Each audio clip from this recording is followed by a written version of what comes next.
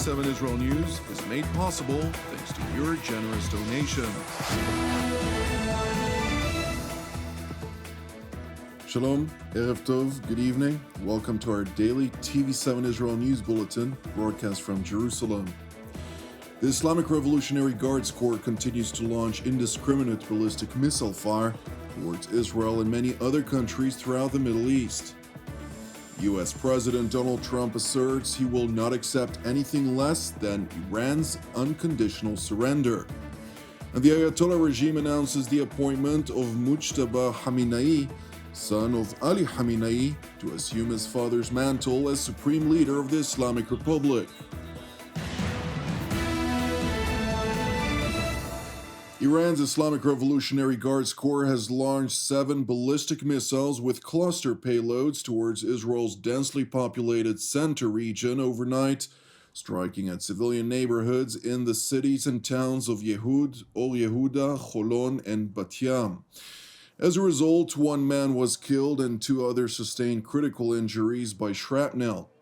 And while limited damage was reported since the Israeli Air Force air and missile defense intercepted the majority of the incoming projectiles, Homefront Command officers urged the public to remain vigilant and to heed instructions to enter protected spaces once sirens sound.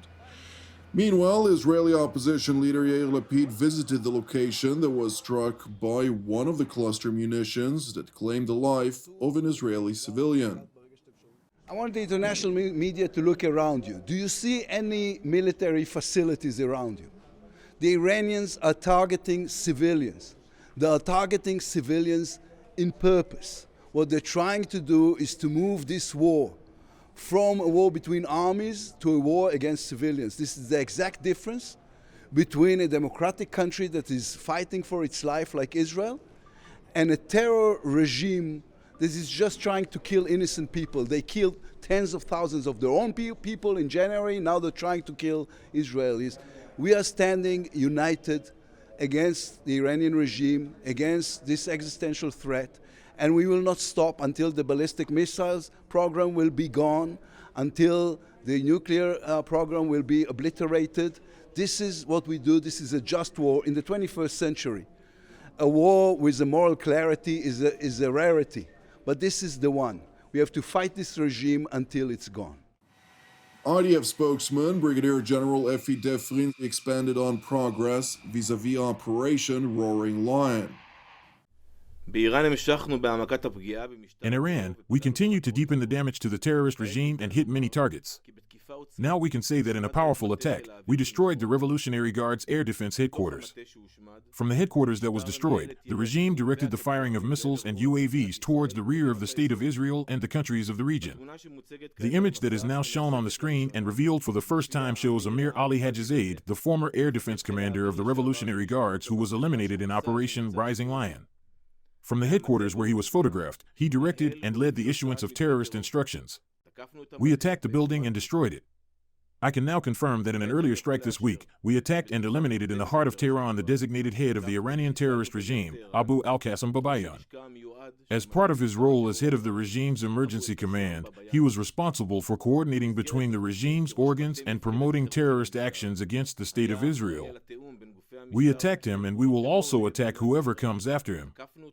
In addition, last night we attacked fuel depots that were used by the regime's military forces and were used to operate military infrastructure. In the past 24 hours, the IDF has attacked more than 140 targets of the Iranian regime using more than 900 munitions. Earlier on Saturday, Prime Minister Benjamin Netanyahu, in an address to the nation, stressed his deep appreciation for Israel's armed forces, as well as the public, for standing firm in the face of the evil Ayatollah regime. שבוע חלף מאז החל מבצע שאגת הארי. A week has passed since the start of Operation Roaring Lion, and I want to salute our heroic pilots, the ground crews that are working around the clock, and our courageous fighters in Lebanon and on all fronts. I wish to express my deepest appreciation to you, citizens of Israel, for your steadfastness, for the way you are conducting yourselves in this emergency, understanding the gravity of the hour and following home front command instructions which truly save lives. Prime Minister Netanyahu also relayed a message for the people of Iran as part of Jerusalem's plans moving forward, which are closely coordinated with the United States of America. We have an organized plan with many surprises to destabilize the regime and enable change. We have many more targets, and I will not detail them here. But to the Revolutionary Guard operatives, those who tyrannize the Iranian people in the streets, I say only this: you, too, are in the crosshairs. Whoever lays down his weapon, no harm will come to him. He who does not will pay the price. And to the Iranian people I say, I have been speaking to you and for you for decades. The moment of truth is approaching. For we do not seek to divide Iran. We seek to liberate Iran, liberate it from the yoke of tyranny, and live in peace with it. But at the end of the day, liberation from the yoke of tyranny, this liberation will depend on you, the brave and long-suffering Iranian people. I believe that if you stand up at the moment of truth, the day will not be far off when Israel and Iran return to being brave friends.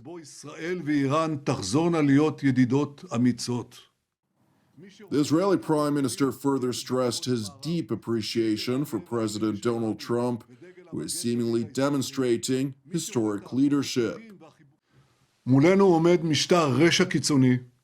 An extremist, evil regime faces us that for 47 years has called forth death to Israel, death to America, and which plots to destroy us with atomic bombs and tens of thousands of ballistic missiles.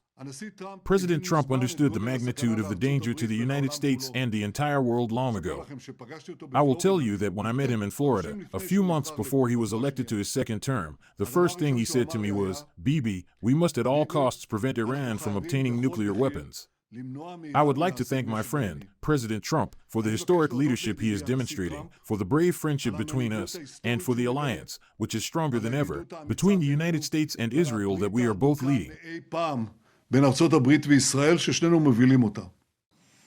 President Trump, in remarks to the press on board Air Force One, asserted that the United States is winning the war and that it had accomplished more in 1 week than anyone had thought possible. Well, I think we've accomplished more in 1 week than anyone thought possible. We've wiped out their Navy, 44 ships. We've wiped out their Air Force, every plane. We've wiped out most of their missiles. You see, the missiles aren't coming much anymore. We've also hit their manufacturing areas where they make the missiles very hard. Their drone capacity is way down. And we've hurt them where it hurts. Including about every form of leadership you can have, we've wiped out. President Trump was further asked about an announcement he had made in which he would accept nothing less than unconditional surrender. I said unconditional. It's where they cry uncle, or when they can't fight any longer and there's nobody around to cry uncle. That could happen too, because we've wiped out their leadership numerous times already. So it's if they surrender, or if there is nobody around to surrender, but they're rendered useless in terms of military.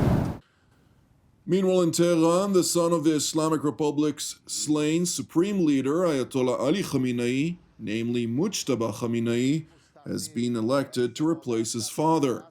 And while the new leader of the terror regime in Tehran is hiding for fear of rapidly joining in his father's fate, diplomats of the Ayatollah regime have been instructed to level warnings to both the United States and Israel, claiming that Iran is not Venezuela and that the Ayatollah regime would deliver a blow to the United States that will make it regret its arrogance. Iran is not Venezuela. Iran is Iran. Returning to Washington, where U.S. State Secretary Marco Rubio, during a U.S. hostage and wrongful detainee flag-raising ceremony, seized the opportunity to reiterate the goals of the military campaign against the Ayatollah regime in Tehran. The goals of this mission are clear, and it's important to continue to remind the American people of why it is that the greatest military in the history of the world is engaged in this operation. It is to destroy the ability of this regime to launch missiles, both by destroying their missiles and their launchers, destroy the factories that make these missiles, and destroy their navy. I think we are all seeing right now the threat that this clerical regime poses to the region and to the world.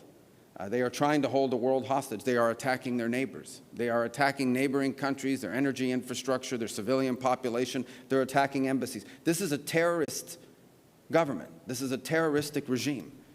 And we are seeing them conduct terrorism using nation-state elements, using weapons like missiles and one-way attack drones. And the objective of this mission is to destroy their ability to continue to do that. And we are well on our way to achieving that objective every single day with overwhelming force, with overwhelming precision. The military, the United States military, the men and women in uniform are conducting an extraordinary operation. Turning to Berlin, where German Chancellor Friedrich Merz labeled the Ayatollah regime in Iran as the center of international terrorism that must be brought down. Der Iran ist das Zentrum des internationalen Iran is the center of international terrorism, and this center must be shut down, and the Americans and the Israelis are doing this in their own way. The sooner the Mullah regime stops, the sooner this war will be over. It's entirely up to this regime and the so-called Revolutionary Guard to cease hostilities. As long as that isn't the case, I assume that Israel and America will continue their defense against this regime because the threat posed by this regime extends far beyond the country and the region. weit über das Land und die Region hinaus. Thank you for watching TV7 Israel News, which is made possible by the generosity of our viewers. Please keep praying for the peace of Jerusalem and redemption of Israel. I'm Jonathan Hassan, wishing you a Shavua Mevorach, and God willing, until our next update, Shalom from Jerusalem.